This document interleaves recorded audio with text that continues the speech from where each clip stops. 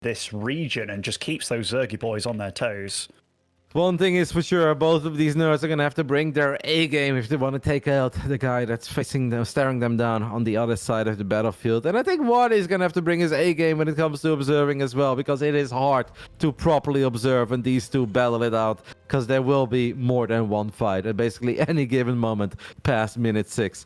In the top right side of Ratu's set, we are looking at the main base of the record champion, not just of the Europe Regionals, but also of the European Pro Tour Weekly. Representing the boys in blue, the one and only Liquid Clem.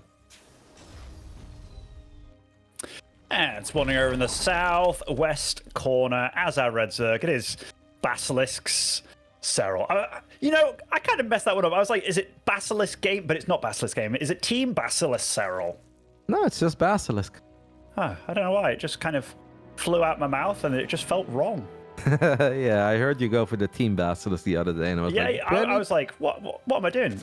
Oh, by the way, both these players doing something a little bit unusual here, like Clem with this very hidden barracks over here for God knows why. And well, I mean, for God knows, but this map is obviously bizarre, right? And if that Overlord peeks in and it sees no command center, and then it goes a little bit deeper and it sees no barracks at the top of the ramp, the alarm bells could go off and be like, oh my god, is it Proxy 2Rex, right? Like, there is a tiny chance that that's what you're worried about. Look, he's actually going to build a command center, maybe in the pocket expand as well. Some proper mind games already here in the beginning. Okay, so yeah, I mean, this is starting to make more sense. Serral with his first Overlord, where is it actually lined up to go? Like, in my head, it should be to spot over that natural, like you said, but it almost looks like it's going directly for this spot, doesn't it? Which, that's unfortunate for Clem that his mind game shenanigans might not truly pay off here, but still, this isn't really going to set him back, because Serral, no gas, there's no way to punish anything that Clem's doing, and I think they're just going to line up for a nice macro game between the two. Yeah, that is definitely what it's going to be. Serral's checking right now, and he should be able to see that command center on the low ground, and that's obviously going to make him feel a lot better about the missing command center. And this could have worked out, right? If that Overlord came in a bit more from the bottom, a little bit more towards the right, then there is a chance that even the great Jonas Satara could panic a little bit. This is, by the way, a very unusual map, obviously, for Zerg players to play on. And there is a good chance, I think, we'll see Serral play Muda Link Bane. I think a lot of Zergs don't love this map, but they say if you like playing Muda Link Bane, then it's not too bad. But you obviously got to be a fan of that. You absolutely do. And like Clem even went for these 2 Marines early on. I don't know if he was... he kept them very far back in his base as well. Like this whole thing, Kev, even though it could have lined up, it's still having your production so back. Yeah, this is, again, there's been a few moments today where I'd love to just hear what the players are thinking about and doing with what they're doing here, because that Overlord that scouted the CC, it can also very quickly spot what's going off here with the production. I mean, obviously very fortunate and unfortunate depending on how you look at it, but very nice scouting by Serral. Yeah, I think I was just hoping to get ahead with the mind game, hoping to put a bit of fear into your opponent's heart. We could also be trying to tell a story, right, for the rest of the series. Like, hey, be thinking of Proxy 2Rex and then making it seem like you're doing it, then not actually do it, and perhaps do it a little bit later. The first 4 Hellions have left home and are making their way to the other side of the map. Serral at the moment is 0 Zerglings. All he's got are Queens, but hey, that's a pretty good defensive unit to have. If these 4 Hellions YOLO though, and Serral cannot properly block them, this could get gnarly, but so far the Queen positioning is perfect, and the first few roaches are on the production tab. Absolutely are, and so far, any kind of shenanigans that Clem's thrown out have not really paid off. Serral is macroing up like a beast. He's already got a good 12 worker lead here, and he's still continuing to climb. Now, the Liberator will absolutely be an extra unit that you can use to great effect here against this setup, but Serral wouldn't be Serral if he wasn't getting his Queens in good positions here against it, and also getting a Spore Crawler. Gonna be so fun to see these two guys really go at it by the time they have multiple units to be active with, and we're gonna see some proper multitasking all over the shop. Right now it's just a few Hellions, just a Liberator. I think Clem knows that it's unlikely he's gonna find a lot of damage. That is a bit of a shaky start by Clem, as that Liberator died without getting a single drone, but on top of that it just flew head first into 2 Queens, and there isn't really a whole lot happening. Perhaps Clem feeling the nerves a tiny bit, getting ready for this big best of 5. I think Clem's super far behind this game, Kev. Like, very far. I like, none of the shenanigans worked out for him. Third base on location is a one aspect that's kind of different to a normal TVZ opening for him, but everything else, Serral has just got away with phenomenal greed, and look what his drone count's about to be after these 12 finish up. 68-43. Serral's cooking. Yeah, Serral is cooking on serious gas as he fires up circling speed now as well. But I also never really count Clem out in a big macro TVZ map because Clem, I think, is incredibly good in defending, is good and still sneaking a medevac to the other side of the map, and a single successful drop, I feel like could be all it takes for Clem to get back into it. But you're obviously not wrong, Ben. This is a monstrous start for Serral. Clem has maybe overcomplicated playing this weird map, right? Trying to pull out all the mind games. They backfired, got scouted immediately. And I don't think he even knew initially that Serral already saw it, right? So there's like, oh, he thinks maybe it's working, but it wasn't really working out at all. And Serral, I mean, going up to 40 plus workers before making his first battle unit, not even getting circling speed early on. Serral's off to a great start, but it takes a lot more than a great start to win a ZVT on Ratu set. It certainly does. I mean, okay, let's look at the advantages for Clem here. He does have 1-1 on the way, and this double drop will be able to, well, can deal some damage, but the creep spread is starting to spread here, does spot it before it actually gets into a base, and Serral does greet it with a lot of very slow lings over here. It's very funny to see a good 6 minutes into the game, but 10 mutas on the way. I think that's the unit that will surprise the hell out of Clem, it being so early. He has to be very careful. Yeah, because he already saw the Roach early on with his Hellions. The Hellions are still looking for an opening on the left side of the map. A couple of links will go down. Creep Tumors take some damage, but they won't fall. I mean, Clem should be able to see them real soon. Hasn't seen them yet. There is not a single turret yet online on the other side of the map. And that is very sad, right? I mean, Yona doing a very good job here. I think now this is literally the first time that Clem is going to get the heads up that there are mutas. And it's not just a couple. It's 10 mutas immediately making their way to the other side of the map. And things are going from bad to worse for Clem, who's going to have a hard time not taking any additional damage from all these mutas. This is not where Clem wants to be. This is not how he plays his TVZs. Like, you know, he doesn't often have to think about the defense because he's so aggressive, so in the face of his opponent. But this time, it is not going his way at all. 86 drones. 0 drones have died, but 8 SCVs have. Okay, that's the first drone, actually. The first drone, I think it was like the Hellions on the left side there, but it cost all the Hellions. Yeah, those Hellions were going to get surrounded. At least they delayed that hatchery from going down for a split second. You're not wrong. It's an ugly start, but we are heading into Widowmine. I don't know if we have our second factory. Yep, we have a second factory. There is a Widowmine there in the corner of the main, and that's a good Widowmine shot. Unfortunately, the armory is not online yet for Claymore. The mutas are hunting, by the way, hoping to catch a Serral napping, something that doesn't happen a whole lot. Serral actually already turns around, flies back into the natural. Now the tanks are exposed, Benny. Oh. Well, another tank falls. It is not the game of Claymore so far, but I still think there's a whole lot to battle for, because as a Zerg on light tech with Muta Linkbane, I don't think you can just roll to the other side of the map and end it. No. I mean, especially not against the likes of Clem, with how good he is with his Widowmine retargeting, and you start to see them come out in the field. But Serral's definitely going to be smiling with this kind of opening, this start, and the fact that he's got his opponent pinned back, and he's got gas for days, doesn't he? He's mining off a lot here. He's got an infestation pit as well, so he's not going to stick around on just lair tech, but that number of mutas, that is a scary number here. 24 here in this flock. There are 4 overseers, but not a single overseer is with all the mutas at the moment. I think that's a little bit odd. It feels so risky because the armory is online at this point.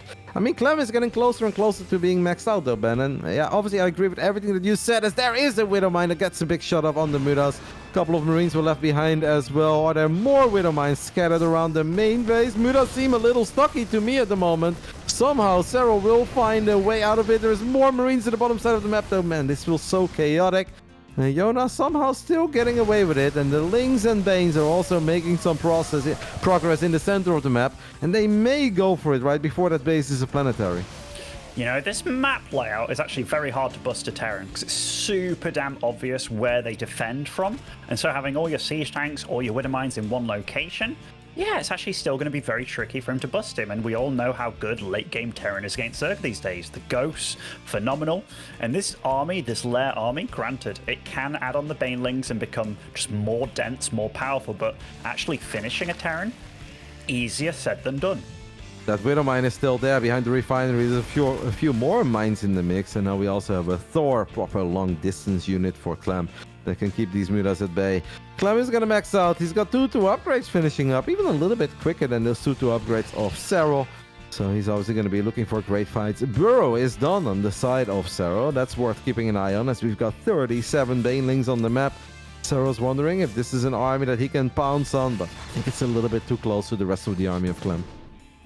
Heard a Witter Mine detonate, but I don't see much blood on the floor, so nice play by Serral. Actually utilized one of his roaches, which is, you know, just an early game defense unit at this point, so nice play by him. Serral's always so cost efficient with his units throughout the game. I noticed that in his ZVZs, he's just so good about trickling out the right units at the right time, but Clem, this game, has survived probably the scariest part for him. Now he's getting onto 4 more CCs at once, Ghost Academy coming online, getting the good upgrades out. Kevin, I think this is what we were looking forward to between these two. Widow Mines hiding behind the refineries once more. The muta count is proper high, which is obviously nice, right? Because you're like, oh, but if there's just no opening, then in a weird way it starts backfiring a little bit, because the 22 Mutalisk are not going to have a very big impact if the armies actually clash head on.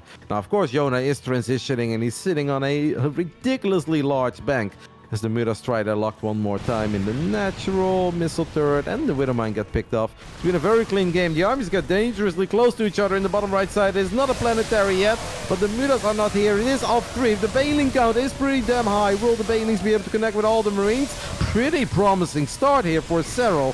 Is it enough to keep on pushing with all the mutas? Well, at least it's not a planetary yet. But I do think Serral's going to have to disengage. But obviously, looking at the banks of these two, these kinds of trades are completely fine for Serral. They're more than fine, yeah. He just needs to keep the momentum going. And you see that he, like, during that fight, as he was losing everything, he was already re-maxing out. He starts up all his tier 3 upgrades here with the Hive. He's getting Ultralists on the go as well. And when you're against nothing but Marines, which is kind of what's left on the field, and Widow Mines, of course, those Ultras are absolutely the unit he needs on the field. Yeah, we're gonna get a couple Liberators, Marauders, Thors, and Widow Mines. The combination of all these units, right, can definitely get the job done against Ultras. And Clem's supply is also back up to where it needs to be. And this time around, the next time they'll clash in that area, Clem can actually retreat to the Planetary Fortress. 5 Drop-Lords at once, morphing right now on Serral's side of the map. I don't know if he's gonna go for like a mass link drop maybe in the pocket expand, because obviously 3/3 links with adrenal glands. I mean, if you get 20 of those in the pocket expand, that's going to hurt for Clem. Certainly will. Both maxed out again. Both about to hit their +3 upgrades. Clem a little bit earlier than Serral. Hasn't really missed a beat on those, but this amount of Zerg on the map, and the fact that the creep is approaching Clem's front door, is the wraparound going to happen here? I mean, Clem feels he has to pick up on... Whoa, the mutas are here! Oi, oi, oi. Oh my goodness, the mutas are here and they get on top of all these full medevacs. So Clem's supply took a serious hit. The Liberator's getting picked up as well. The missile turrets are trying to do their thing to keep these mutas at bay. And the Ultras will disengage, but I mean... Clem is losing as many resources in all these fights as Serral is. And that is a problem for Clem, because Serral is sitting on an 8,000 resources bank, and Clem is spending every single penny he's getting his hands on. So the even trades is absolutely not what Clem is looking for.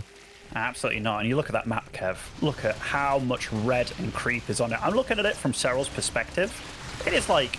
It's actually ridiculous. He sees absolutely everything that's going on. And you look at it from Clem, he is playing a horror game right now. He has no idea what his opponent has behind it. He can only guess.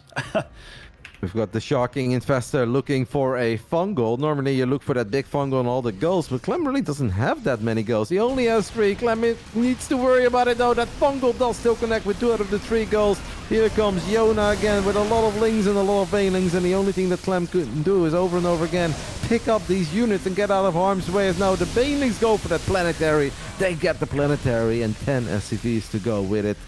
It is just not Clem's game so far. Honestly, Clem is not finding any momentum, and it is bizarre to see a TVZ from Clem where Ben 15 minutes in he hasn't made it into the main base of Serral once. How crazy is that? When is the last time you've seen a Clem TVC where he has not been in the main base of a Zerg at all? Not a single time. I mean, right as soon as the game got going, he got thrown out of whacked into. I mean, when it was like 70 drones versus 45, it's already not good. And the fact that he's very often he's attacking, like the best defense is good offense. He absolutely lives and swears by that rule. Serral has not allowed him to play like that at all. Serral's been all about the aggression, all about just vacuuming up the map and just really, really making it claustrophobic for Clem. Looking at Clem's side, is there something to be hopeful for? Well, he is making his way into the advanced ballistics. He's going to get personal cloaking, but it's going to take a little while. This base is not a planetary anymore. The Baneling count is pretty damn high. We have 40 plus Banelings running into Clem's army. The Liberators just never really seem to be sieged up where Clem needs them the most. The Baneling still finding decent connections, taking out 16 SCVs as well. And his Orbital is now in a bit of trouble. The sensor towers are getting picked off, and they are still within like 1,200 resources from each other. Then knowing, the Mudas though. The Mudas going for a very adventurous move here in the middle of all the units of Clem. Liberator splash damage, Ben, maybe one time? That shot, that last shot there, that was actually huge. And for the first time, Serral's dipping in supply. Yeah, it takes a bit of an... Oh, he's going in again, Kev. I think he wants to get rid of them. I think maybe Serral just feels that the era of the Muda is over. Yeah, it probably does. I mean, the things that he's remaxing on right now, Ultra, Corruptor. He's also been very good about the air upgrades as well. Like 3-1 is that available on them. I mean... Oh, Clem, he's surviving, he's weathering the storm, but, you know, not without losing a limb or so. We have seen countless of Clem TVCs where at this point in games like this, the Zerg has lost 10,000 resources more, 15,000 resources more, sometimes even 20, right? In a 17-minute Clem game, that's absolutely not unheard of. Serral has lost 2,000 resources more. To quote our man Maney, that's nothing if you compare how much Serral has mined in his game versus Clem. Serral's gonna try one more time to unburn Infestor and land a Fungal. That Fungal will connect with a couple of the Marauders in the front lines. The Banelings are gonna do their thing and they are crashing in. Liberators are gonna siege up in the back. We do have a couple of bio units surviving this time around, and the Planetary Fortress is helping out. Not a bad fight for Clem, but it is far from a victory. Far from a victory. Like, this has just been Serral leaning on him, man. Absolutely leaning on him. This is like when you get two wrestlers fighting and one guy, he's having to hold up the other guy. The other guy's just sat on top of him. Like, he's not really breaking a sweat. And Clem, he's expending so much energy. And the bases that he once had, like the natural, the main, the third base, they're all drying up. And Serral, he's never felt more rich in his life. You mentioned a horror game earlier. I mean, we often talk about that one mission of the campaign, right? Where you know you're going to die, but the only job is to survive for as long as possible. So you can somehow, I don't know what the story is behind that campaign, Ben. It's a long time ago, but I know you can't win the level, but you can survive for a very long time. And that's kind of the game that Clem is playing here. But maybe eventually Clemok can turn things around, they can find better traits. But it just does not seem that Serral is giving him a break. Banelings come in from 3 different angles, and that will do it. After 19 minutes of just complete Iona domination, game 1 goes in favor of the man from Basilisk. Of course, great start for Serral, got very far ahead economically early on, but he played it out very clean. He didn't give Clem an inch. I don't think Clem ever had a single unit in the main base of Serral. Like, I don't think that has ever happened, Ben. Not one flying unit making its way into the main base. No, right from the get-go, the build didn't work out.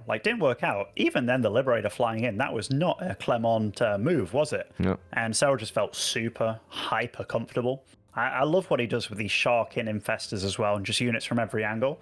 It was a textbook game from Serral. He just played smooth. Now, it was the weirdest map of the pool to get things off and going.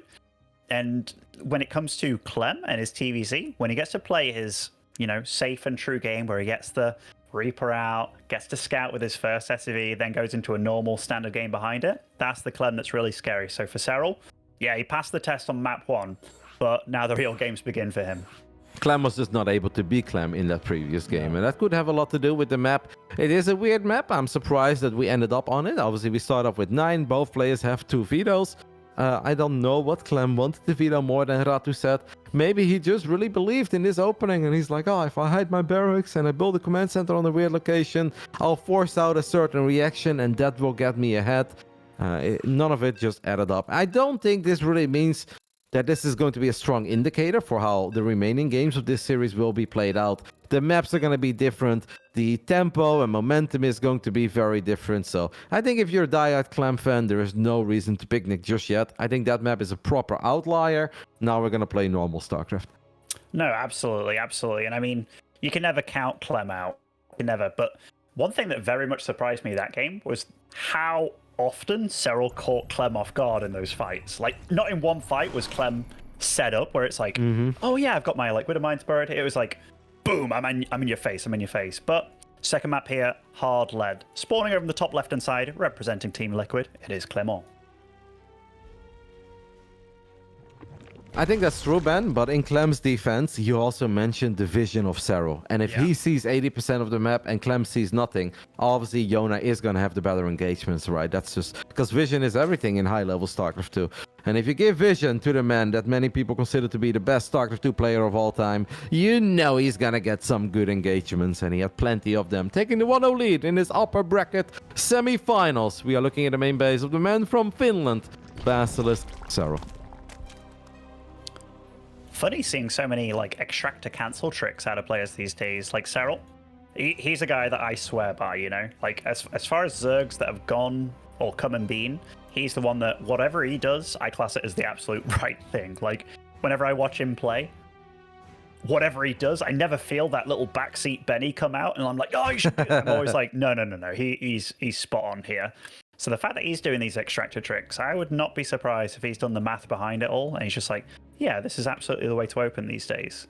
I mean, a while ago, Eric kind of showed them the way, right? And Eric started up showing with a couple of weird hatcheries, and I think he actually DM'd a couple of the pro gamers as well, or maybe Pig was the one who spread the news. Like, hey, have you taken a look at this? I think it's good. And yeah, Serral had looked at some of these builds, and he actually gave them the Yona stamp of approval. And I think that's a very difficult stamp to get. But once your build gets that one, Ben, he knows legit.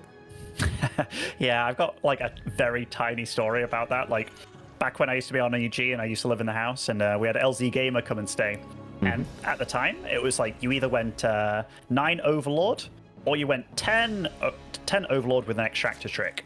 And he decided to go 10 Overlord with no extractor trick, aka just supply blocked himself. And I was like, mate, if we're practicing, you need to stop doing this. Like, I'm going to stop playing with you if you keep doing this. He's like, why? It's my build. I'm like, look. And then we looked at 2 replays, and it was just worse in every way. But he still wanted to stick with it, Kev. I was like, no, I'm not going to practice with you anymore. Then he finally changed it, and he got better. But yeah, players, man, we are stubborn folk. Well, Clem has a much more normal opening this time around. We've got that Reaper out. That Reaper is going to make his way to the other side of the map. Has not been able to get anything yet. Seems like we had one drone morph into a sport crawler. This is already a big moment, right? Where if Clem can deny that base. Normally Clem is very good in this. Can the Reaper be there in time? The drone actually turning around to battle that Reaper for a split second. I always love these little battles. But, well, Serral gets it down, I want to say, rather easily. Yes, it does. Absolutely does. And I mean, with this level of play, it comes down to every little interaction, doesn't it, between them? Like, everything can matter so much. Serral, with his Overlord, didn't get quite the same amount of info this game, but seeing the game that he's in the far more standard map, he can start to guess, like, he has to start asking himself questions. Is it a 3rd CC very early, which we absolutely know it is? Or is it, like, more a double gas opening where you take the 3rd CC later, but Serral's so good that doesn't have to worry about it just yet, just has to think about what he has to defend in the near future. Clem is looking for a scout, just trying to pick up on if Serral's making any units, if there is a Roach Warren that's going to go down, or if it is something else. And I'm actually a little bit surprised about the way that Serral has gone about things.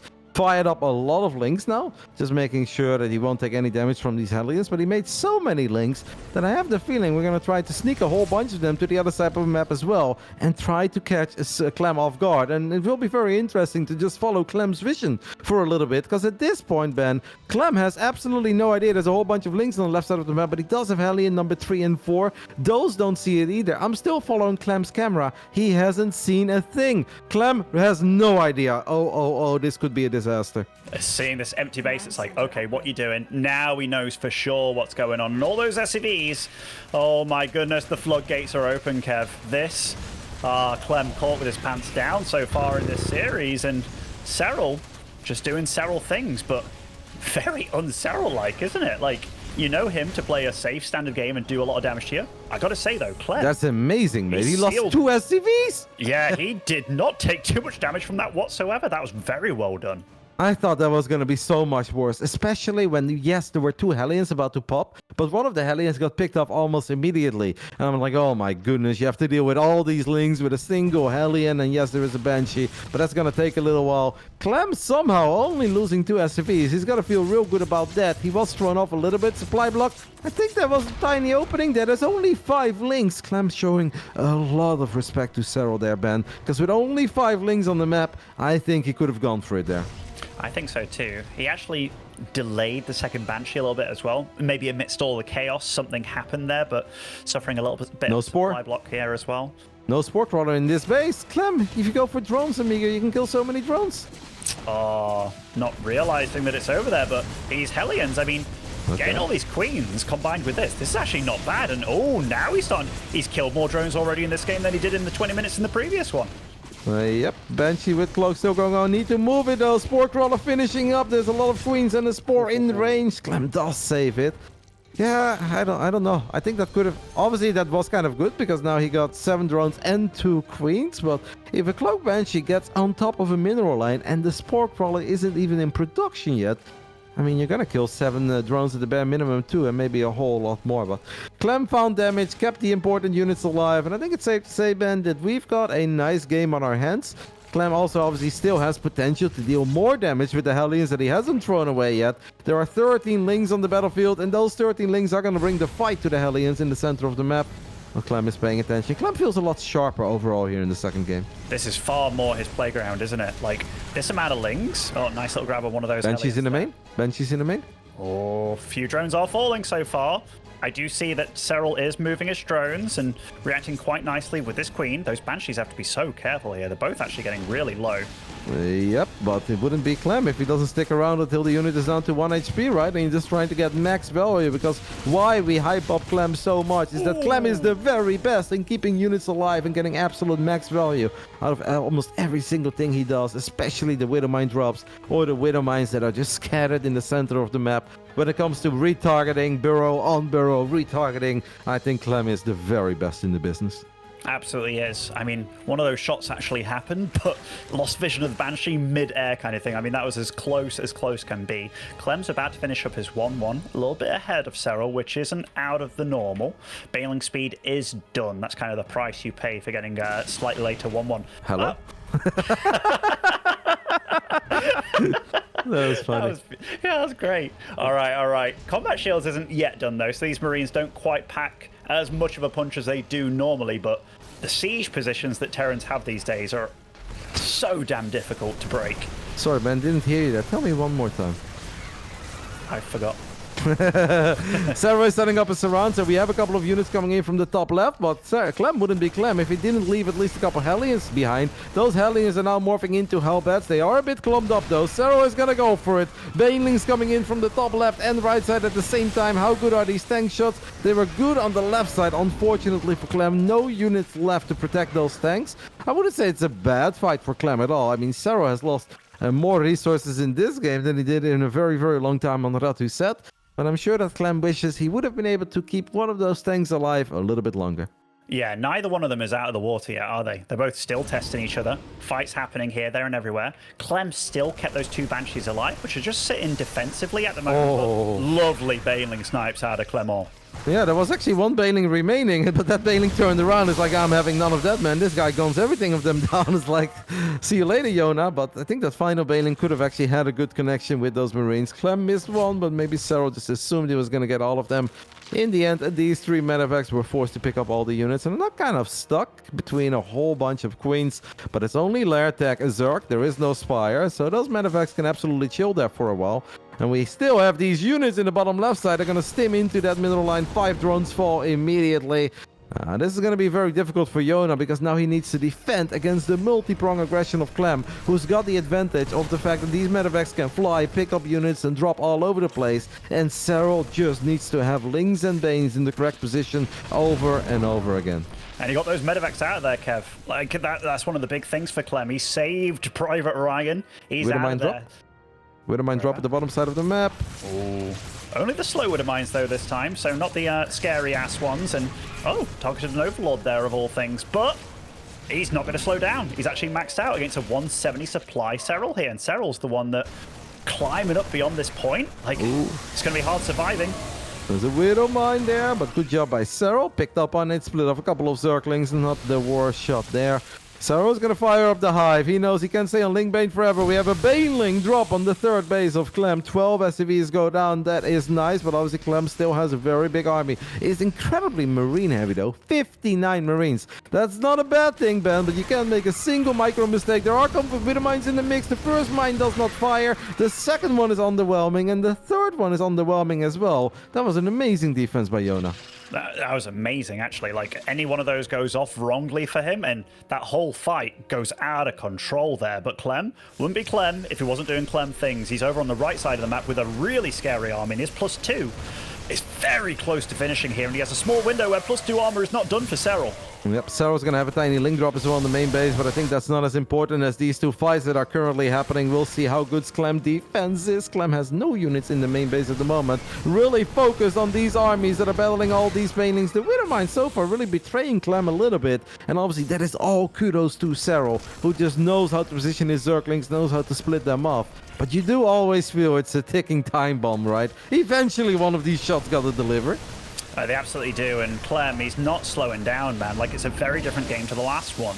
Last game, Serral was all about the attack, breathing room behind it, whereas Clem, this time, you can really feel that, hey, 5 bases, Serral, that's all you have in this game, and he's all about slowing it down. Yep. Meanwhile, Clem is on 4 bases, is gonna go up to 5. The Lings that burrowed in the main base have revealed themselves one more time and killing some SCVs. It is nice, but it's definitely not crippling damage. Clem now going with a terrifying army through the center of the map. 14 Widowmines. The only thing I'm a little bit confused about, Ben, is that he just has no drilling claws. If you make this many mines and you're playing double factory and you even have a tech lab on your factory, that's gotta just be a massive mistake, right? He completely forgot about it. You know, he's also blaming the balance council. He's like, you nerfed these... Oh, in fact, no, they got buffed, didn't they? Never mind, never mind. Anyway, he's moving into a nice position over here. And Serral, he's getting a huge flank ready, a huge concave, if you will. But sprinkling the Banelings, no damage done so far. And moving off creep, the Banshee snipes on the Banelings big too. And look, Clem up against the wall, but it doesn't matter. The Banelings have all gone. Yep, and a lot of the Widowmines still there. There was a Liberator in the center of the map as well. Picking up a couple of units. The Queens are going to try to buy some time for Yona.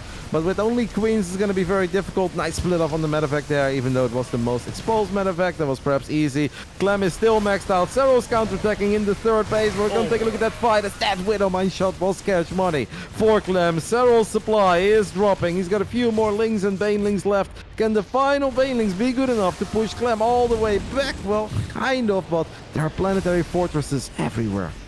It's so funny looking at StarCraft, how it's meant to be played, and all the units are moving perfectly away from one another, and it's just like, holy crap, how are these guys doing it? And I look at the efficient APM tab, it's like 320 efficient against 300. I'm like, holy crap, they are fast. Well, Clem, a little bit late on perhaps the 3-3 upgrades. The Widowmine shot from downtown, though, is big. Serral's immediately going to unbarrel the Lings in the third base, trying to kill a few more SCVs. There's also a single Banshee attacking a base in the bottom left side, and of course Clem still cloaks it. And even though Serral sent over a couple of Queens, now there is an Overseer there as well. I mean, they're both playing at a very high level. It just seems that Clem, even without drilling claws and even without 3-3 upgrades, is going to get the job done here, because I don't know how much longer Serral can keep this up. Maybe with the upgrade advantage, Ben, but it seems like an uphill battle. Nice fumble, though. I mean, that is one way to get things started. Beautiful focus fire on the Banelings. Jeez Louise. Oh, I said it earlier, Kev, you don't want to be a probe or a drone in this matchup, but you don't want to be a Baneling in this one. I mean, Clem is absolutely the red sniper over here, isn't he? He's just beautiful at dealing with Zergs once he gets going. Another nice, juicy fungal, but Serral, even though he's got better upgrades here, I think it's a little bit too little too late. Yeah, I mean, upgrades are very important. Kindness plating is on the way. It's not like we have too many ghosts on the map. I actually think we have 0 ghosts at the moment. First one is on the production tab.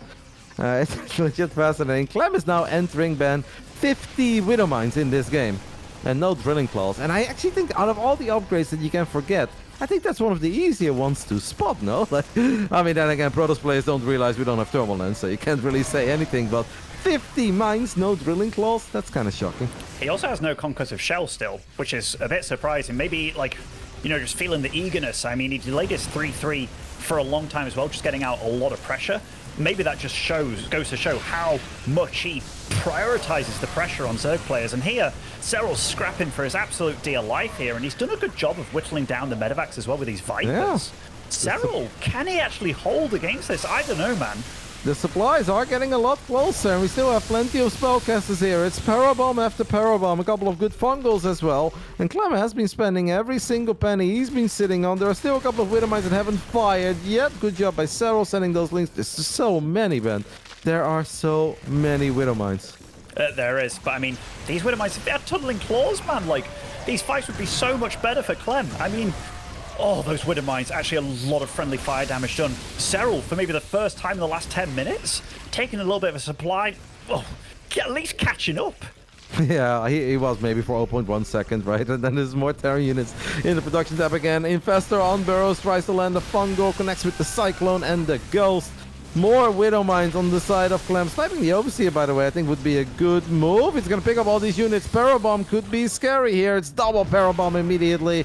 Clem does a very good job in splitting up those medevacs, though I don't think that Serral can fight near the Planetary Fortress. And Clem has realized, Ben, after still having 11 Widow Mines and losing 47 Widow Mines so far, that getting drilling claws is a pretty useful thing. It's a useful thing to have, as a wise man once said. And yeah, 3 Widow Mines still at a time. I mean, Serral, he's done such a fantastic job of surviving, man. Like, such a fantastic job. And I mean, that 3-3, Clem's now caught up on it. Now, fights will remain very difficult for Serral to manage, but Clem, look how well he's expanded behind all this. He's not just a one-trick pony, is he, with all of this? It's good macro behind it, and just frickin' A. Awesome game. Serral still looking for these magical fungals with the burrowed infestors everywhere. I really love how he has truly implemented that in almost every single ZVT we see from him in this day and age. Fungal lands, I mean, a combination of a fungal and a parasitic bomb and all these medevacs when they're on top of each other would be big. But the reinforcements have arrived for Clem, and it's going to be a couple Liberators too. And Serral does not have a lot of anti-air, does not have a lot of things that deal damage to Liberators, period, right? What are you going to do? Chain parasitic bomb them?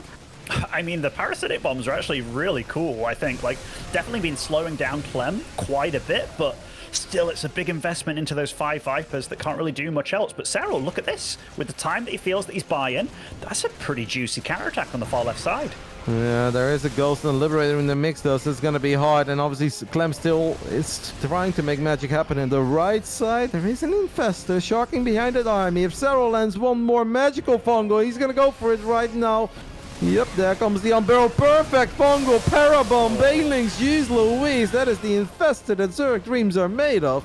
I mean, that's the best possible fight that Serral can get. But is it enough to now get on top of this planetary? He's gonna try. Banelings, Ultras, and Links is good enough to kill the planetary.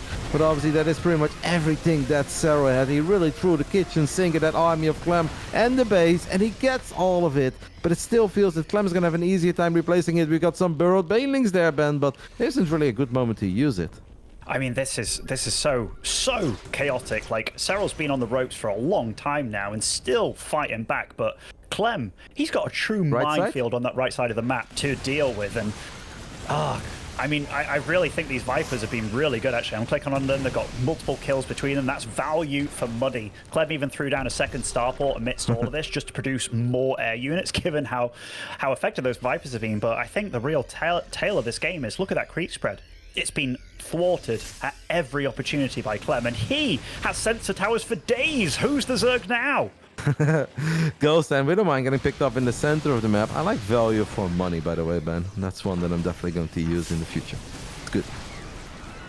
It is a good one, Kev. It is a good one. Oh, an orbital over there. I mean, Serral got kind of... He saw that base. He was like, oh, I can attack it. Even a Cyclone randomly made here by Clem. Obviously, a little bit of a mistake there, but... Oh, Serral, 178 out of 178. brutal game, man. Brutal. Interesting setup right now by Clem, right? With all these orbitals in the center and top right side of the map, and basically going for a planetary and a couple Liberators, Widow Mines on the left side, right? Basically says, I just want to fight on the right side, so I don't need planetaries there. But on the left side, I will get a planetary. Yeah, Serral catching a little army astray here with a large amount of Zergling Ultra, and Clem focusing on each side of the map, still able to punch through directly down the middle. These burrowed Zerglings, they show up immediately as soon as Clem leaves, and now more Lings get on top of SCVs in the top right side, and Liberators are very good to protect their base, but a single Lib is having a hard time taking care of 14 Zerglings with 3-3 and Adrenal Glands. Yona is playing absolutely amazing, and I think at this point we can say that the game looks better for Serral than it's done in a long time. Is that going to be enough to close it out and potentially take a 2-0 lead? That I don't know, but all these orbitals are really starting to hurt Clem, right? He's just bleeding out SCVs, I think a little too quick for his own liking at the moment, as Widow Mines are going to burrow in the center of the map, but only one of them fires. It really comes down to the Liberators to put in a lot of work. It really does. I can't believe that he's kept most of these Vipers alive amidst all of this, you know. And Serral, he's done a good job of buying time, just pushing Clem on his side of the map with those burrowed Lings, like you said. But battling with this army, if Clem focuses everything in one spot, Serral's going to have a rough time against this. Yeah, that's 132 army supply for Clem, only 100 for Yona, especially off creep. That's going to be hard. The doors are still open for all these Lings to find more damage. Obviously, every SCV that you kill, there is a chance that more Liberators and Marauders show up. But if Serral is eventually able to get one more great fight, and this is starting to look somewhat promising, but Clem does a very good job in saving those key units there on the left side.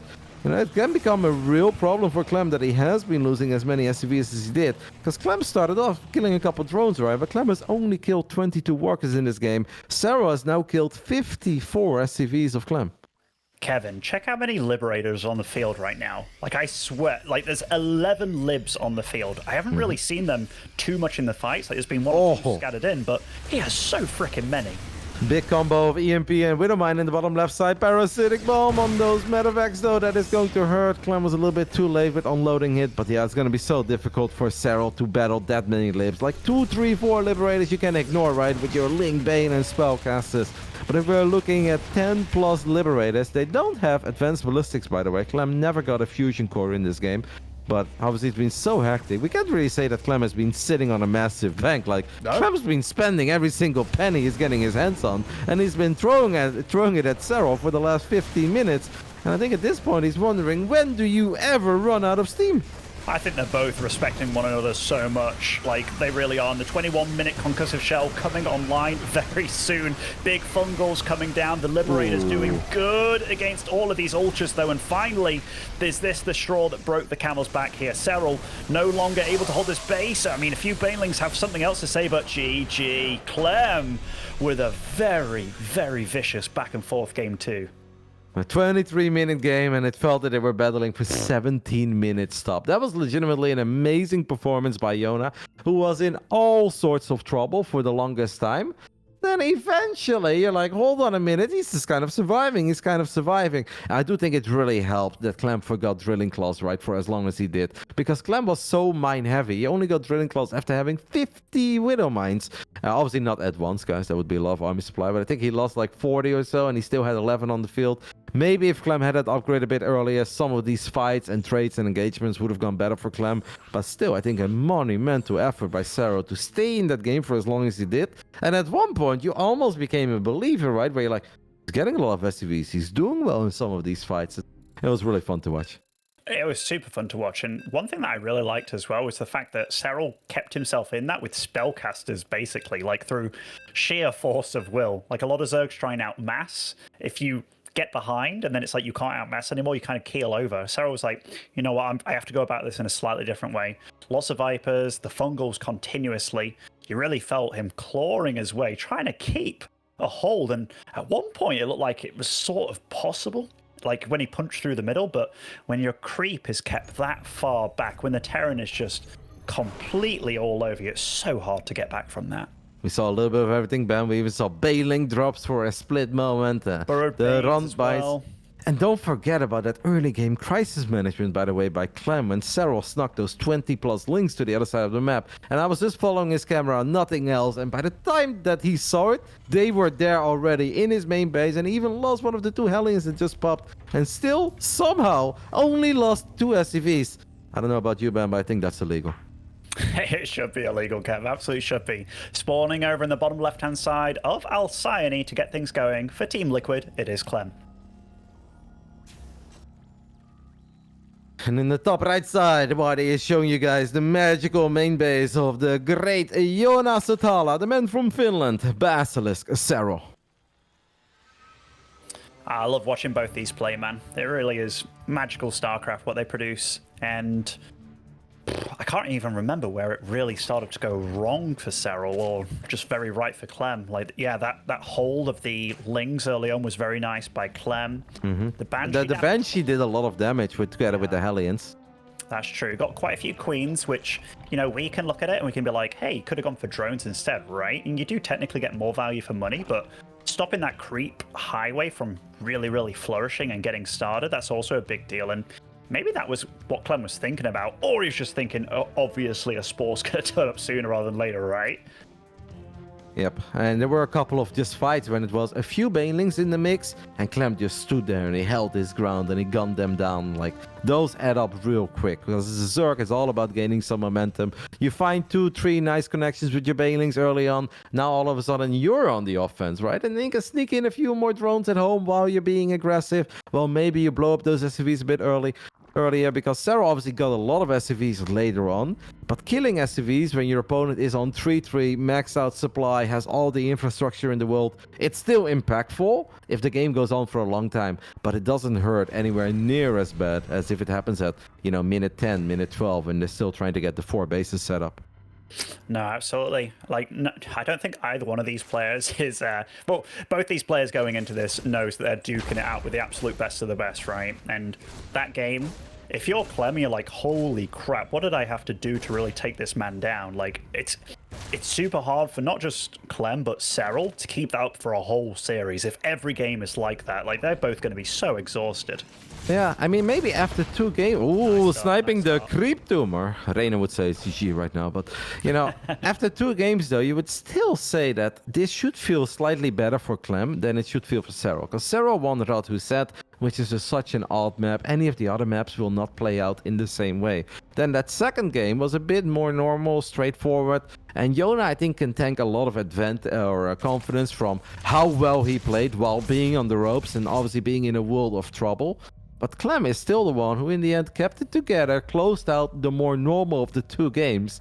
So I think entering game 3, I think Clem has all the right reasons to feel very good about his chances in this best of 5. I think you're absolutely right. Hey, that's some Zerglings in the main base here. So Serral gets a full scout of what is going on here, which is very annoying, because 1 strength of 3 CC is your opponent shouldn't scout. Even losing an SCV here from the cheeky little Zergling in his base, and... second one, maybe? Wait, there's one more Zergling hiding in the main. Oh, it's on hold position. So sad. Would have been sick if he went for that other SCV. You get the double kill. He's like, who's a GG for now? You get my tumor? I got 2 SCVs. Get out of my game. No, but yeah, I think you're absolutely right with your point, Kev. The weird map, Serral won, but the far more normal map, Clem won. And it was like, you know, how many more games can play out like Ratu set? Absolutely none. So yeah, definitely should feel better for Clem, but... It's a long road to climb. Taking 2 maps from Clem, taking 2 maps from Serral, or what's left. So freaking difficult. So Serral opened up with Zergling speed here, right? Like, you would all think it's a kind of normal... I feel that Roach Warren is a bit early. A pre-4 minute Roach Warren, or around 4 minutes on the side of Joona. What do you think he's up to? You know, in fact, let's have a look at the gas situation. So he is on just 1 gas. So I still think it's going to be a tech from him, but weird, Kev, because at most it could be like a couple of fake roaches, or it's going to be defensive roaches. Like a long time ago, I remember Nurcho playing with his safety 5 roaches regardless, but yeah, it still looks like a defensive setup. You remember that too, right? Yeah, of course. I mean, it's funny that you bring it up. Nurcho, not someone we talk about every single day right now when we watch Serral against Clem. There's a Liberator on the right side of the map for Clem. Clem is going to siege that Liberator up. Serral's already on top of it with 2 queens. First queen absorbing shots, not going down. Did move all the drones there towards the end. Did you see that, Ben? Like, these are little things that don't feel good as a pro gamer, because to slow your economy down, the Hellions are going to poke and are going to try to just get one volley off. And actually very cool with the Liberator. Look at that. Keeping it kind of safe there, making it very hard for the queens to go through. Oh, I love this setup by Clem. That's very cool. It is very cool, and this gold base is now revealed and exposed, and getting queens over here in time. I mean, Serral's doing the right thing, breaking these rocks, getting another way into there, so nice play out of him. We'll keep it alive, but this absolutely is going to be Clem's point of attack from this point on. Interesting game to start things off. All these new maps that I've seen so far have been really cool. I mean, if you compare any of the starts, I guess, to what Ratu said, they're always going to be good. But now we're 6 minutes in, and Clem is only down 5 SCVs. In the other game, he was down 35, right? And the game still went on for a little while. Ahead in upgrades, Stim is done. No combat shield yet, though, so maybe worth keeping an eye on, since we obviously forgot an upgrade or 2 already in that previous game. I feel like that should be on the way, no? Yeah, it definitely should be on the way. It's just so weird seeing the roaches, you know, come into the mix like so quickly. He loves them. I mean, yeah. That's... Hellions, by the way, what are the Hellions up to? They are on creep, but the Lynx will be in the right spot. Sarah has been a very big fan of the roaches, and he can obviously slowly but steady transition out of them. It just feels like he loves relying on them to give himself a good mid-game. You can morph a couple of them into Ravagers. Ravagers can take care of tanks, but it is what Serral is playing here, I think, rather risky, because one bad fight, and it's just over immediately. Like, as a Zerg, you cannot take a single bad fight if you're relying on Roaches and Ravagers. Ben, I don't want to sound like a broken record, but we still don't have combat shield. That should have been done already. It definitely should, and given that he missed out on the... Okay, it does begin now. Whew, I was starting to get a bit worried. I was like, given that he missed out Widowmine upgrade, Tunneling Claws, and Conquest Shelf is so long previous game, maybe a little bit of nerves kicking in, but... Oh, there's a queen or 2 over here. Ravagers are morphed now. You know, I kind of like the roaches on this map if you're making use of that extra mineral boost that you have with that gold base. Using some more valuable lava here on Roach Ravager can be all right. Oh, Biles very close to connecting. It's a bit tricky fighting around these points.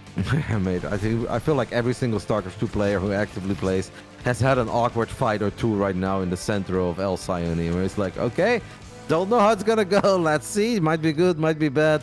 It is just super choky and weird around that Zelnaga Watchtower. Liberator is gonna get picked off in the main base, but obviously Clem is gonna use this as an opportunity to throw down a scan in the center of the map, push back the creep a little bit. Hellions are gonna try to get on top of the drones at the gold base. Surprised that Clem didn't scan yet. Maybe it just had no energy. It's now 8 minutes into the game, Ben, and that Hive is done. And I see Adreno Glance on the production tab, and I see Vipers on the production tab, and I'm really starting to feel that forgetting combat shield for as long as he did basically did not allow him to be as aggressive as he would have liked to be. And the game does not look bad for Serral. The drone count is not crazy high for a Zerg at this level, but the tech is super on point. The tech's amazing for him, and the 2-2 very quick. Like the fact that, okay, Kevin, put this into perspective. Baneling speed is finishing as you're halfway getting Adrenal Glands and an Ultralisk Cavern. Like, he's got away with murder this game, hasn't he? Like, he's Baneling run by in the third base of Clem. Oi, oi, oi. Quick to react, though. Still losing quite a number of SCVs. I mean, yeah, none of this looks promising for Clem whatsoever. No, he might have to turtle it up a little bit. I mean, he is going to get a sensor tower, so that is obviously a good building to turtle up with. You're going to get a Liberator. But yeah, once Serral is happy, once he gets a couple of these Hive Tech units out, it seems like he got big connections near the gold as they were battling in the top left and the gold at the same time. Clem lost all of his Marines near Serral's gold. Banelings blew them up. Clem is losing all his momentum. I don't know, maybe... Bit upset over forgetting combat shield, perhaps. Nice snipes on the Banelings though on the top side of the map, but Clem is going to need a whole lot more. I think at this point you just kind of have to dig in your heels, right, and accept the fact that you're going to have to play a defensive game, because I do not believe that Clem can be aggressive against this Yona that already has Vipers. No, absolutely not. And I mean, Serral's army and the fact that he's like posturing this aggressively on the map, like that's not what you want as a Terran. Like you feel comfortable when you're keeping them at bay, and the fact that Serral feels comfortable enough to be out on the map in this kind of situation, nice snipe on that Viper, will stop the blinding clouds if needs be, so that means the PF will remain a PF. I mean, it's still not done yet. I mean, oh, the complexity of Serral's army, if he does get some ultras online, which he does have the Ultralist Cavern, right? Yeah, he's getting kindness plating, Ben. Alrighty. Yeah, my bad, Cap. No I mean, the worries. Marauder count is starting to rocket up a little bit, which will absolutely help against those, but Clem's not a super rich boy behind this. I mean, in fact, he's keeping his minerals super low. Yeah, no, Clem has definitely not made any macro errors. It's just that he's not getting a lot done with his army. Not with the Hellions, not with the Liberators, and definitely not with the first few Marines move out. So it's going to be difficult, but 3-3 Bio always has a chance. Serral does not have Burrow. Just wondering, if we're going to see some of those upgraded Ultras Burrow right now, Ben. Minus 25 minerals as well. I mean, massive buffs all over the place. Super buffs, you'd almost think, listening to certain Italian Zerg players out there, that Zergs can't win these days, but this series so far is lining up to be a solid treat. Serral just... It already is. Of the map. Yeah, I mean, it's a beautiful series. I don't know what Clem... I think you were right about he needs to dig his heels in at this point. Like, start thinking about where he wants to take fifth. Probably that 6 o'clock-ish location. I mean, 7 if you're being or 6.5 o'clock, whatever. You've got me down myself now. I'm like, I'm not going to get stuff... screw it. I think 6 or 7 both works. I wouldn't be surprised if he goes for the top left though, Ben, at let's say 1047. I'm kidding. But where he has the rich Vespian geyser, because we already have a planetary on the left side there. So I think it would maybe be nice to keep on expanding towards the top left side. Everywhere I look, Serral's just running after Clem. And Clem has to keep on running away. He's taking bits of damage. But Clem's army, the one good thing for him is... it's gaining tech, isn't it? Like, the amount of ghosts, like, this is starting to turn into one of those Maru-esque situations. Fusion Core coming online. Lots of big upgrades coming along as well. Even Cloak as well for the Ghost. This is going to be fun, seeing how Serral wants to pick Clem apart and actually break this kind of setup, because it's easier said than done.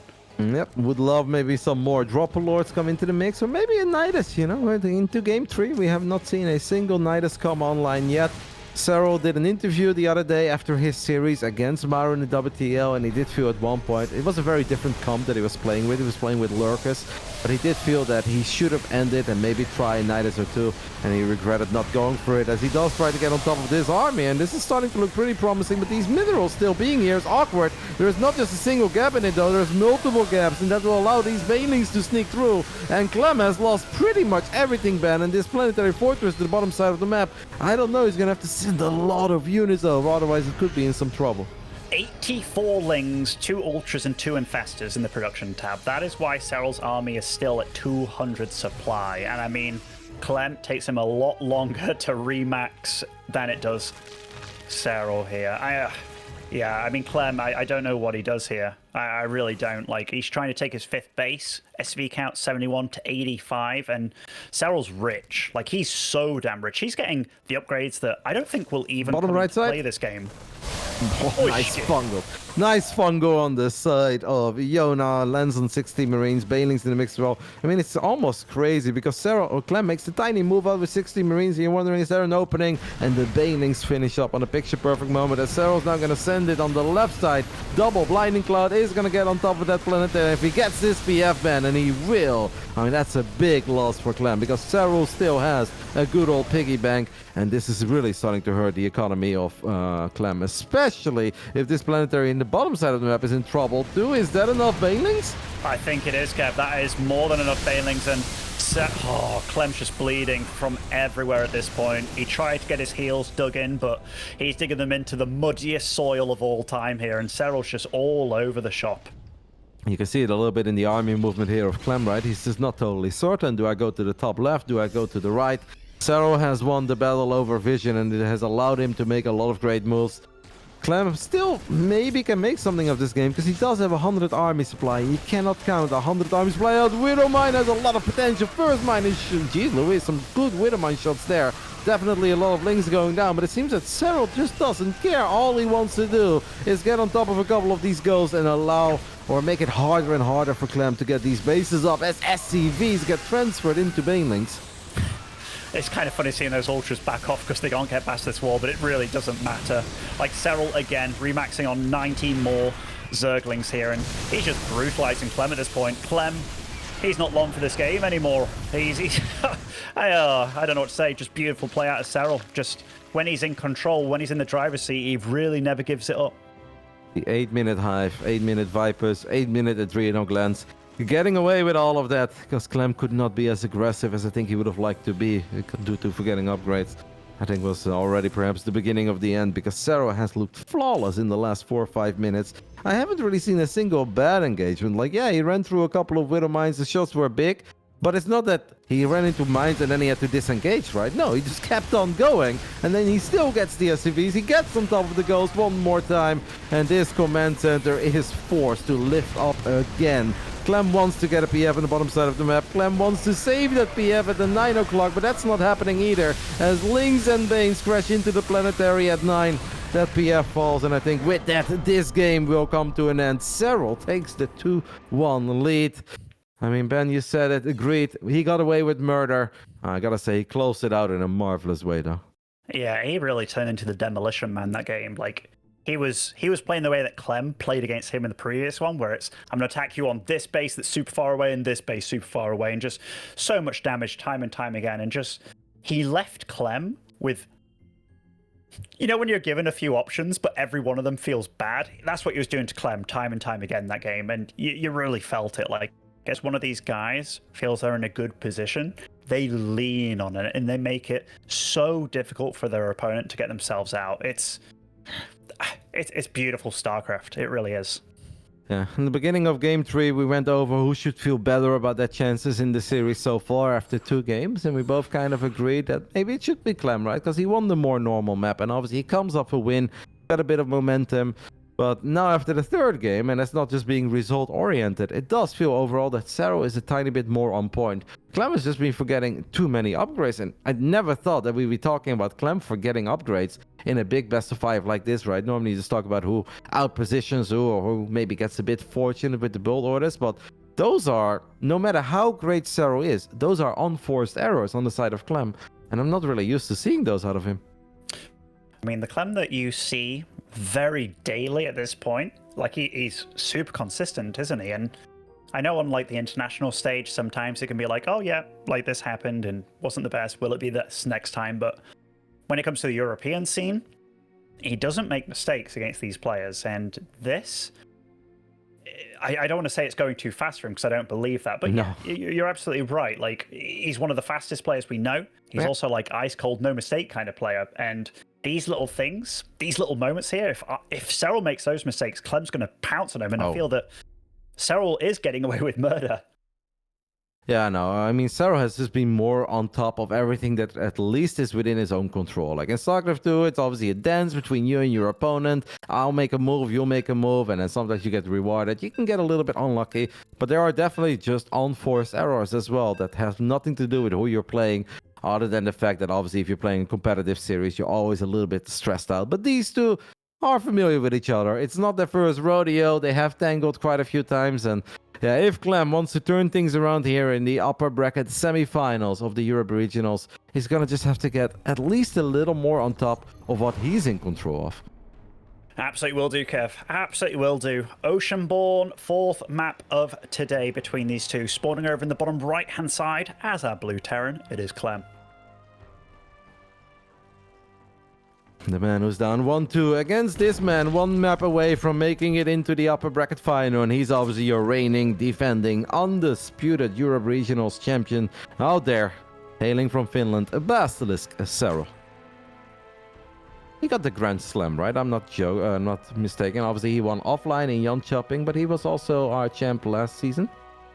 Online? I believe so. And you're asking the wrong guy here, Kev. Like, I've been getting the maps wrong and everything. Yeah, he is, Ben. I was not asking the wrong guy. You know that. And Wardy confirmed it as well. Aha. He's our reigning champ. Our reigning champ. I mean, there's been so many good big tournaments recently. I know like some people can feel like Serral not doing the best at the Gamers 8 tournament, like still made top 8 by the way. But yeah, it was definitely not the best Serral we've ever seen, but ever since, I feel like Serral again. I mean, but we kind of said the same after Kato. Like, yeah, you know, Serral's just had a pretty damn good year of StarCraft. It's a little bit overshadowed because of the, and I say this with brackets, early exits at Katowice and Gamers 8. Top 8 is something that a lot of people would be very happy with, kind of content, like, oh, I had a good run. I finished top 8 at the biggest or second biggest StarCraft tournament of the year. Obviously, for Serral, almost anything other than a grand final will feel like an early exit. But outside of those two events, I mean, he's had a great year. And I think he is pretty happy with how he's done overall. Like, there's only so many things you can do. He always tries to peak, but he won in Jönköping. He won the online regionals, and he's obviously having a really good run in these regionals already. Yeah, absolutely fantastic player, and he just hasn't really slowed down, has he? Like ever since his rise to prominence, he's been a force to be reckoned with ever since, and players have caught up.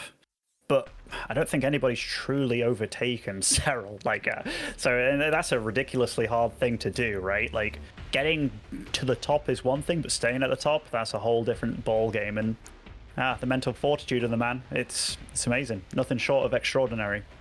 Reaper trying to get something on the other side of the map, but Serral was on top of it. I think he had to morph one drone into a sport crawler temporarily, but he cancelled it immediately. And he is fine. Not opening up with Zergling speed, so we are, at the moment, I wouldn't say gasless, because clearly he is mining gas. He's got 120 minerals, drops the Roachwarn, 2 minutes and 55 seconds, so that's even quicker than we saw it on El Sayani in the back of his natural. Very interesting. And the gas is obviously stocking up, and it doesn't mean that you won't go Zergling speed. It can obviously come online a bit later, but a lair, super fast lair with no third base on the go. And Clem this game, like, does this have something to do with the fact that Serral scouted a wall, at his opponent's natural, seeing the build that he was going for? Ooh. I have no idea. Big scout here for Clem though, spotting that lair. 3.5 minutes into the game, that's gonna make you feel good about yourself. That's gonna give him the heads up what he's up against. That Reaper is now in the back of the natural, so it doesn't just scout the lair, but it scouts the Roachwarn as well. It even sees these gases go down. I think for a split second, Clem was thinking about maybe going for it with the Hellions, but then he's like, nah, I'm building some Cyclones on the other side of the map. And if I'm building Cyclones, maybe these Hellions and Cyclones together can get some really good fights going. Serral's just running up. He's gonna get a couple of safety roaches. We do have Overlord speed, but we'll keep an eye on that. Yeah, I'm starting to think he's planning some big queen drop at the front wall to abuse the wall, but I feel like an absolute plonker even thinking about it. But I don't know, because like you're a Zerg that sets yourself back, so you're only on 2 bases here. Very interesting scenario. It's making a lot of roaches, man, so you could still be onto something, but it's only 4 queens, so that is something to keep in mind. The lock-ons are good, nice transfuse as well. Serral, however, is not able to take that 3rd hatchery yet, as long as these Cyclones and Hellions are driving around here. He is not able to go up to 3 bases. And as Wadi was showing us as well, pretty quick pretty quick cloak on these Banshees, because obviously he's building Banshees and getting cloaked before dropping that 3rd command center. So it's important for Serral that he's thinking about that. Annoying. Yeah, no, the lock-ons are great. I mean, this is nice and all, Ben, but there is a Banshee with 10 seconds away from cloak that could fly into the natural now, and that would really hurt, because there's only one Overseer on the map, and that Overseer is on the other side of the map. If this Banshee goes for queens, goes for drones, it can actually stick around for days. It has cloak already. Look at the resources lost tab, by the way. 900 to 100. Cloak is done now. This is a really weird start. Clem is showing so much respect here to Serral, just assuming that Serral has detection in all the right places. Serral has 1 Overseer ban. It's in the main base of Clem. He had no Spore Crawlers. That Banshee didn't have a tiny window. It had a solid 20-30 seconds to potentially deal damage. Clem perhaps very hesitant, maybe feeling the pressure, perhaps already feeling that this game is going good enough. I just gotta make sure that I don't lose that Banshee, and all of that is fine, because I guess the game is looking good. He is gonna see this move out right now with those queens and the drop lord that you mentioned, but whatever it is, Ben, I just feel that it's not adding up for Serral at all. And where's it Overseer when you need it the most? I still don't see it. I mean, this is starting to turn into a bit of a disaster game for Serral. Like, even Roach Speed has only just started, Kev. Like, this is ridiculous what's happening this game. What on earth? Like, we've got to remember that this third base from him was so damn late this game. Maybe Clem thought it was all going far too well and something was coming. Yeah, one of the benches did get picked off there. Clem was a little bit late in putting it back. He's now going to get on top of a Ravager in the middle of nowhere. I mean, this does remind me a little bit of the game that they had last time around in the grand finals, as we do have a Hellion counterattack. Go ahead, Benny. He dropped the creep with the Overlord so he could actually transfuse with the Queen there. That was beautiful to keep that Ravager alive, given that you do need creep to launch the transfusions. Not just that. Oh, but look at the Hellions, by the way, the third. I mean, these Roaches and Ravagers don't kill stuff quickly. There is absolutely nothing at home for Serral. So these 4 Hellions are going to have a fine time here, roasting and toasting a couple of these drones. And I mean, how much can a Queen drop really be an answer? I mean, he might actually lose a whole lot more, right? There's just nothing. It's only drones defending against 3 Hellions from Clem. And these 3 Hellions have already killed 16 drones, and it's not even done yet. Well, Kev, it's not often you see a Hellion run by at this stage deal this much damage. And I mean, holy crap, Serral. It's not done. It's 26 drones. 26 drones for 4 Hellions. And what did Serral really get done on the other side of the map? Yeah, we dropped a couple creep tumors, but that is just nowhere near good enough. That does not make up for the 26 drones. Oh my. I mean, you start looking at this, he even killed one of his own Marines. He's like, you know what? It's going too well for me. Here, have this Marine. But I mean, oh, geez Louise. It's all well and good having creep here, there, and everywhere, but he's so down and out this game. So down now. I can't believe how badly it's all gone. An absolute disaster of a start. Oh, yeah. It's just nothing really added up for Serral. I don't know if it's the Cyclones that completely disrupted the flow of his game. Maybe just assumed it was going to be standard couple Hellions into Banshees, right? And then his build would have done a whole lot better. Whatever it was, things did not work out well for the great Jonas Sutala, who is still going to try to make something of this game as the absolute warrior that he is. Going to drop the hatchery, but Banshees on top of it. It's so funny to see a couple of Queens in a drop lord hunting down Banshees. Feels like it's not the most effective thing ever, but I guess it is something. Roaches running into Marines and tanks in the center of the map. And this is not a fight that Serral can ever win. He can't even dream about winning that fight. No, now drones are falling to those Banshees, I believe, over in the main base are sort of deflected here. But that army that's marching out across the map right now, Serral has no answer to it whatsoever. He's on Roach Ravager with a supply deficit while teching up to Hive. I mean, he has to be extreme, but this is not it, Kev. No, we're gonna try to get a couple of Ravagers on the side of Serral. He's gonna spam some corrosive balls. Does seem like those 2 tanks are next to each other, so at least 2 tanks go down, but Serral still needs to take care of 3 additional tanks. The Banshees are still doing their thing. And maybe this wasn't even the perfect fight for Clem, but I don't think he really needs to take the perfect fight. Look at the amount of brood that's being sent to the other side of the map. And Serral has not even dealt with the first wave yet. But the second wave is here. Reinforcements have arrived. Couple of Ravages from the right side. I mean, 4 out of 5 tanks. Honestly, that's better than I thought it would go. But it's nowhere near enough for Serral. It's nowhere near enough. Still at a drone deficit here, and the army keeps on coming. GG, tied series between these 2 Titans. This is what you love to see, Kev. I mean, Europe is just delivering. We had a 3-2 with the reverse sweep. We had a 3-1, but a pretty fun one between Maxpex and Christiana. And now Clem and Serral will go to distance too. Gotta say, though, a bit of an odd game 4, man. That's not one of these games where you would hide the name tags that'd be like, yeah, that's Serral. Yes, he has done the Queen drop stuff before. I think on Neo Humanity he did it back then at the grand finals of the regionals that we had for the ESL summer. But yeah, that one just flew. Oh, that one went a whole lot better than this one.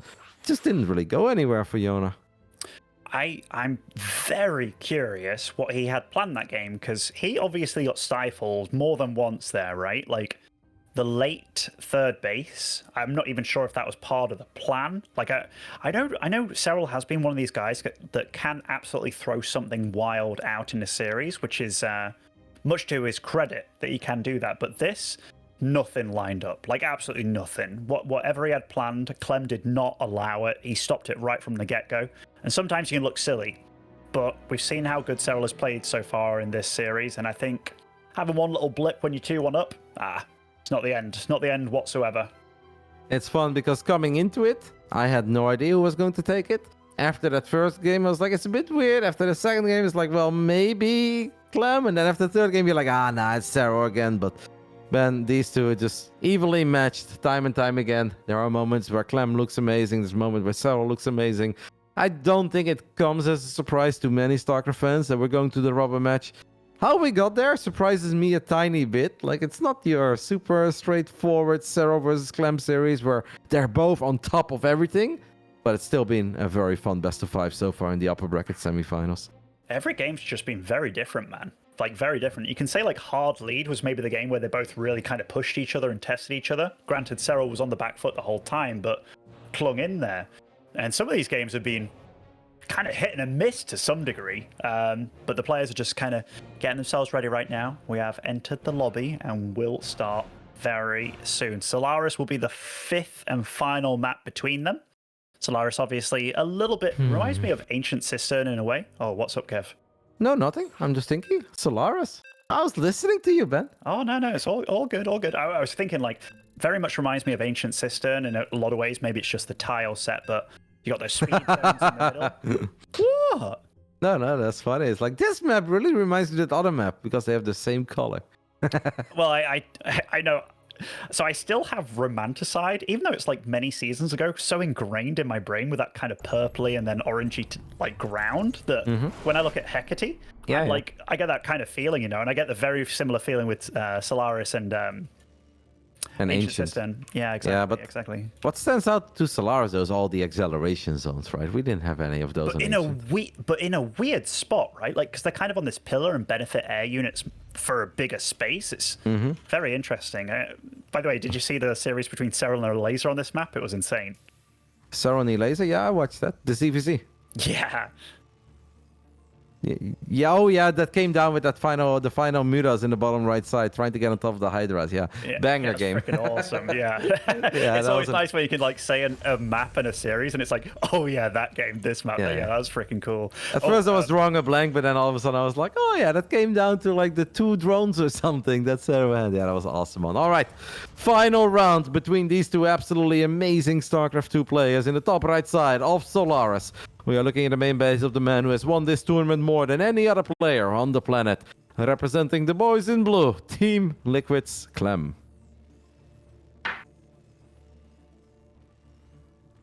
And spawning over in the bottom left, as our red Zerg, representing Basilisk, it is Serral. Perfect, Benny. I knew you would learn. Thank you. It only took 5 games to get here, but here we are. Only took a year, you know, give or take. That he's been on the team, but you're my best man belongs to this team, and it's like, Ben, can you not even say it right after a whole year? And it's like, you know, slow learner. But I never gave up hope, Ben. That's what really matters, Kev. That you believed in me, and here we are. By the way, Serral, very much about these later gas openings, eh? Reaper expand on the side of Clem, and I do wonder, it's like, okay, we are taking a later gas, and we are not going to fully saturate that gas immediately on the side of Serral. I mean, obviously it's going to be different than what we did in that previous game, right? I have the feeling that that was a special one-off. I highly doubt that Serral looked at everything that just took place on Oceanborn, and he says, if it wasn't for those 2 cyclones, it would have all been different. We're doing it all over, boys. Like, I think we're going to switch it up. I would say so too. I mean, I'm almost surprised with how well that went, that we haven't seen it earlier in the series, the Cyclones. And I mean, I know they're, well, when they first got discovered or shown, it was like, oh my god, but, you know, we haven't seen them utilized a hell of a lot in this matchup unless it's some crazy, like, 1 base all-in or something. Or, you know, a particular Korean against a particular Italian, and, you know, getting onto creep and all that jazz. But no, Clem going for the 3cc here, which... oh, drone! Oh, that's a big start. A big deal. And he's actually going for the second one. Ooh, that was kind of close. I mean, obviously, you can stick around for a long time with your Reaper if your opponent is delaying circling speed this much, or just doesn't make any links to begin with. That one drone, by the way, very low on HP. Clem does need to be a tiny bit careful. Interesting that Serral is still able to sneak out a drone to go up to 3 bases, because you technically think, as long as you don't have circling speed or the queens are not way out, it shouldn't be that easy to get the hatchery down. It's interesting. Like Serral's opening in this series, is this something that he's been doing a lot recently? He's been playing a lot of different openings with a lot of delayed gases, and sometimes even the 2-base lair starts with a couple of roaches. Take it from there.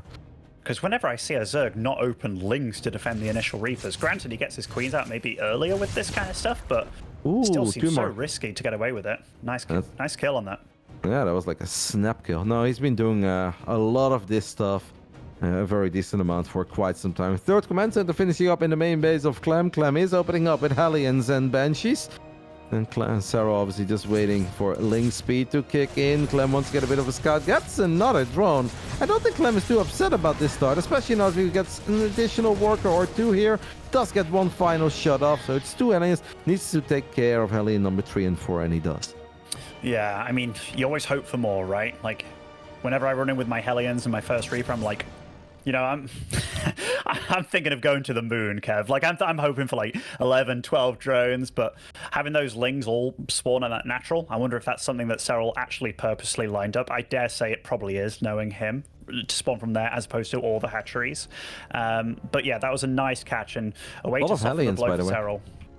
Because we already lost 2, we still have 4 on the map, and 2 extra Hellions just popped. So it's basically an 8 Hellion Cloak Banshee opening. I'd say that's 2 more than I'm used to. Sometimes even 4 more than I'm used to. Yeah. And first Banshee has made its way across, but it was spotted by Overlords on the way, so Serral knows exactly where it is. Clem is greeting him with a good amount of Hellions still. No Reaper to take the hits and regenerate afterwards, so he has to be more careful with those than he would otherwise. It's always so exciting to see game 5 between these two, and it's obviously a big best of 5. It's not quite do or die. These guys are in the upper bracket, so the loser of this series is absolutely not out of the tournament yet, but the winner guarantees themselves a top 3 finish. We'll obviously play in the upper bracket final, and top 3 is massive because that's when you get that protected seeding as we travel to Atlanta next month for the DreamHack Masters Atlanta. So it's a very big deal, but it's not quite end of the world if either of them loses here. Double Cloak Banshee getting on top of these queens. Nice links around though on the Hellions. The Hellions are well oiled, but in the end the Hellions still got taken care of rather easily. I'd say this is very sexy defense by Serral. I mean, loses 2 drones and a couple of links, but he has killed 8 Hellions in this game. Definitely not what Clem was looking for. You're absolutely right. Like, the SCV count and the drone count are fairly similar for now, but after you clean up all those Hellions, and that's a good 8 that have gone down, boom, you drone like a madman, and that's exactly what he's doing. Now he's free to take his 4th base. Is that a macro hatch that he's getting as well? Yep. In fact, where is the other hatchery? Main base is kind of like a dark macro hatch there. So yeah, he's feeling comfortable with the mineral count. Dark will get another one, mate. And then if you ask him about it, he'd be like, oh, I do that in every game. It's like, all right. Is that what he said? Yeah, it was fun. A TSL interview. Long story. I'm still molding. No. I think Wax Angel spiced up the translation a little bit. Because basically I asked him about the double hatch in the main. Not just one macro hatchery, but he had 2. And I was like, oh, is that something that he's been experimenting? And then Wax Angel asked Dark, and then Dark said, I've actually done that in like every game of the last few months. Maybe you should take a look at my replays. And I'm like, what? So I took a look at his most recent 15 TVCs or CVTs, and he did it in 1 out of 15 games. I was like, all right. Wow, he really did the dirty on you, didn't he? Yeah, I think it was just Wax spicing it up a little bit. You know how he is. Yeah, absolutely. All right, righty. First little skirmish has happened in the middle of the map, and so far, neither one of them really taking too much damage from this. Serral with a little bit of a supply block here, but is producing a lot of Overlords behind it. Clem, not forgetting combat shields this game, and we'll have 1-1 finishing up very quickly here. Yeah, we watched Miko yesterday, and Miko didn't really build too many Miko Overlords, but Clem already with some free supplies, 7 more Ovies, is not going to have to worry about a supply block for a long time. Up 5 workers playing Hydra, Ling, Bane. We've got a drop Lord on the way as well. I assume that's on the top side of the map. Yep, we're going to get some Baneling drops. They were pretty successful on Heartland. Even though they didn't go his way, they were pretty successful.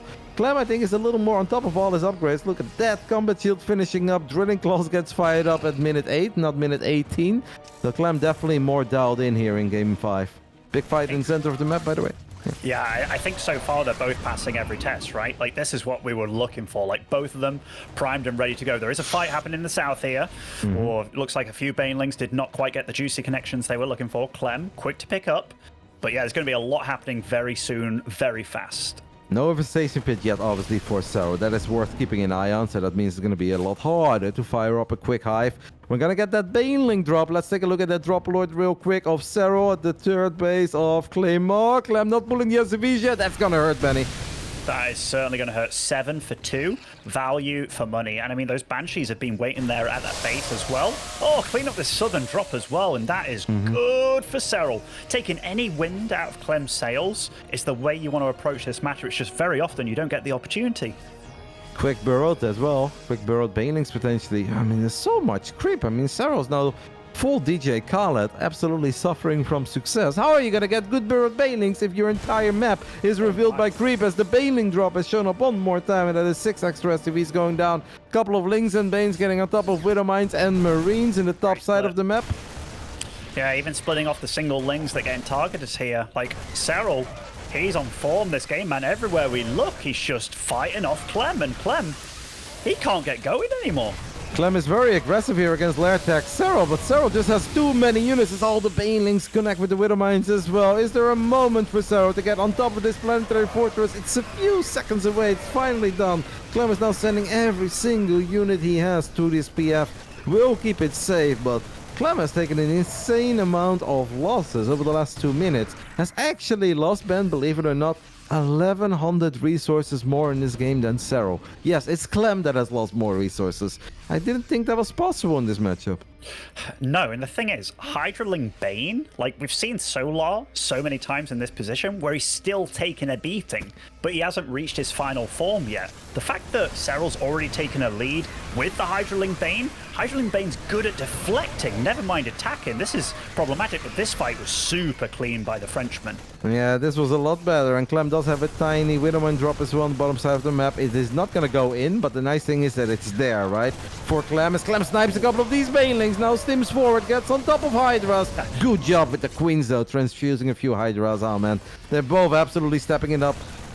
Lovely to see. Hive, though, Ben, is close to finishing up. A Widowmine in the center of the map is not going to connect. So many trades between these two. So many trades, but look at Serral just darting through the mid with so many units here. In fact, Banelings. Oh, I mean, 109 Lings on the field here. Drones are falling. Now the Banshees come out on the field, and I mean, right now they're not super scary. Burrowed Banes on top of the ramp. Oh, that could be juicy. Like, oh my god, is it gonna happen? Pretty juicy. And that is going to be the go-ahead signal for Serral, as those burrowed Banelings got a good connection. Lings making their way up. The Widowmine shots are absolutely monstrous, though. Sweet baby, you know who. That was not that bad in the end for Clem. That started off rough, and it looked like so much Zerg. But then 2 Widowmines fired, and you're like, ha!